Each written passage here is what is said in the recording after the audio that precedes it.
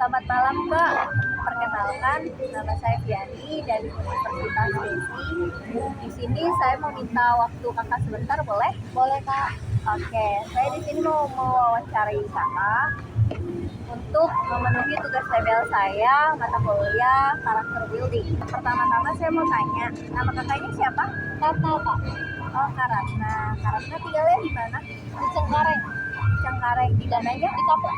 Oh, daerah Kapuk. Wah, kebetulan sekali saya juga tinggal di sana. Saya juga mau nanya Kak, untuk kesibukannya ini Kakak apa sehari-harinya? Bisnis online Kak, jualan online. Oh, bisnis online. Kalau saya boleh tahu, usahanya di bidang apa? Kuliner, makanan Kak, makanan Oh, ringan. makanan ringan. Contohnya seperti apa ya Kak? Contohnya kayak mochi, cireng, banana roll atau banana nugget gitu Kak. Apakah jualan Kakak dari awal udah sebanyak ini atau bagaimana?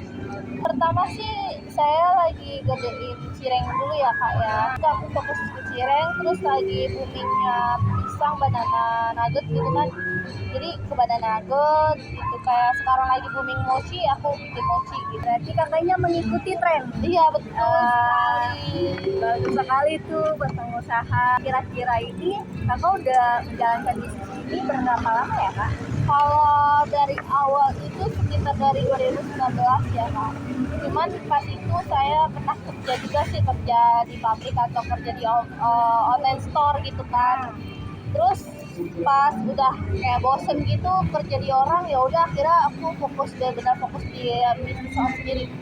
Kira-kira ini penjualannya kakak ini per porsi atau per pieces? Berporsi. Oh, untuk satu porsinya ini kira-kira berapa pieces ya? Buat porsi cireng itu 10.000 isi 12, buat mochi itu 10.000 isi 5. Tadi kan kakak bilang jualan mochi, betul? Betul.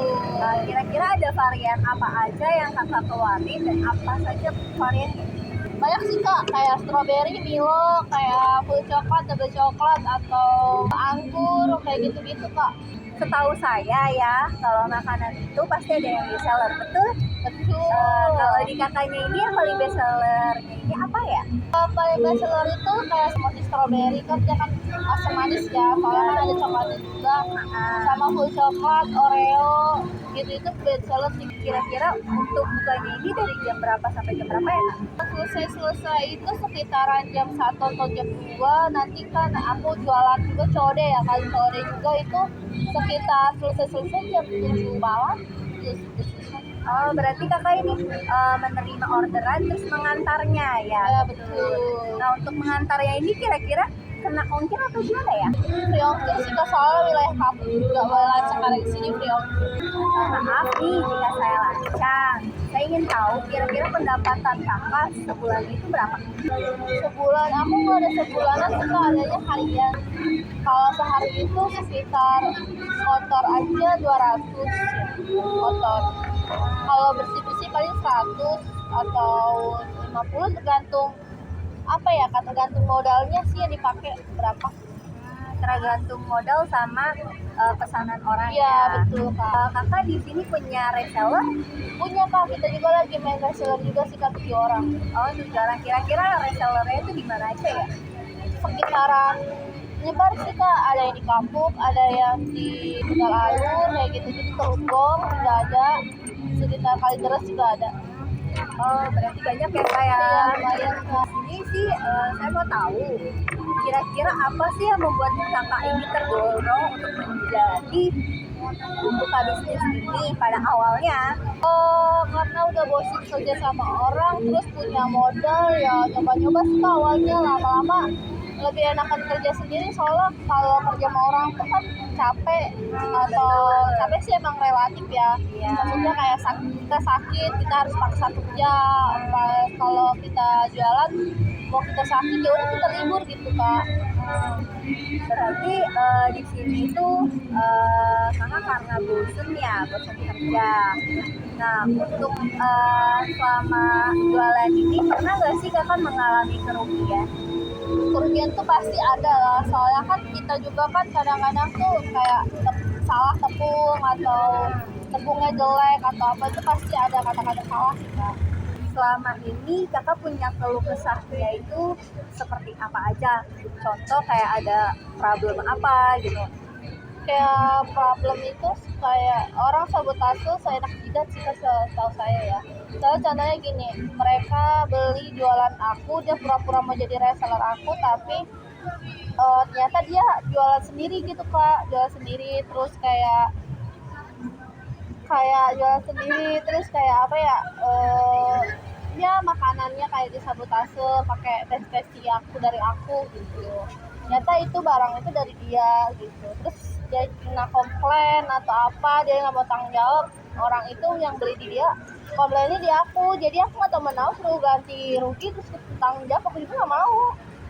Iya sih kak, kan kita juga sebagai pebisnis juga tidak mau rugi. Bukan kalau soal bisnis itu kan harus terima resiko rugi Ya, ataupun betul. untung ya kan. Tapi kalau emang itu kesalahan dari aku ataupun dari aku pribadi, itu pasti aku mau tanggung jawab. Cuman kalau itu kesalahan dari orang lain terus aku yang suruh tanggung jawab, sedangkan dia aja sabotase foto aku gitu, aku nggak pernah mau.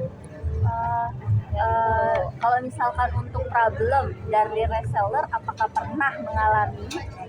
Problem dari reseller kayak contohnya reseller itu kayak pernah apa ya, kayak dia kayak ya udah main di storan gitu kok, kayak storan kadang-kadang ada contohnya kayak dia jual harga yang lebih tinggi daripada aku, tiba-tiba customer-nya dia itu komplain ke dia, tapi dia nggak mau tanggung jawab, tapi mau suruh komplain ke aku dan aku suruh ganti rugi hal barang yang dia jual gitu. Maksudnya kayak apa ya, dia jual dari aku tuh harga sekian, dia lebihin harga itu bisa 2 kali lipat, tapi orang itu tuh komplain karena makanan itu nggak sesuai sama harga yang dia jual gitu. Dan reseller itu tuh nggak mau tanggung jawab, harus aku yang mau suruh tanggung jawabin. Itu pun nggak masuk logika sih kak. Ya betul, nggak masuk banget. Terus aku orangnya emang kayak nggak suka ribet-ribet, ataupun aku tuh orangnya nggak pernah namanya paling anti sama ribet-ribet gitu kan. Akhirnya ya udah aku kasih, tapi dengan satu syarat, dia nggak boleh gabung di aku lagi. Kira-kira kalau untuk modal awal itu kakak nyarinya tuh dari mana? Dari sisa THR sih kalau lebih tepatnya. Dari sisa THR ya. Dari sisa THR ada uang seberapanya kita pun dari dulu kan sebelumnya itu belum, aku nggak pernah makanan kayak jadi kayak kosmetik, kayak celana jeans atau apa itu kita puter-puter aja kak. Oh berarti sebelum dari makanan kakak itu pernah menjual barang-barang lebih ke wanita? Ya betul, perlengkapan wanita. Ya kalau dari sebelumnya berarti di sini kakak bisa dibilang itu kakak mempunyai pengalaman yang luar biasa hebat dengan kerugian, dengan kelebihan gitu. Kakak juga udah lama dalam menjalankan bisnis ini, kakak juga udah lama dalam menangani semua masalah. Nah terkait dari sini, apakah kakak pernah ada lagi kayak contoh entah itu meminjemin orang atau gimana? Kalau minjemin sih pernah ya kak, cuman kadang-kadang mereka yang kita pinjemin nggak tahu diri kak, kitanya butuh dia kita yang habis. Emang sih ya kak, di zaman sekarang ini emang seperti itu, untuk yang dipinjemin malah lebih tidak tahu. Iya kak, betul. Kadang-kadang kita kasihan ya, kadang mereka bilang buat susu anaknya, tiba-tiba buat selot atau buat apa gitu. Nggak pantas aja menurut saya, bohong itu nggak pantas. Ya berarti dari kalau misalnya dari yang kakak cerita ini yang bisa saya simpulkan bahwa kakak ini orangnya merupakan yang pekerja keras. Itu yang pertama.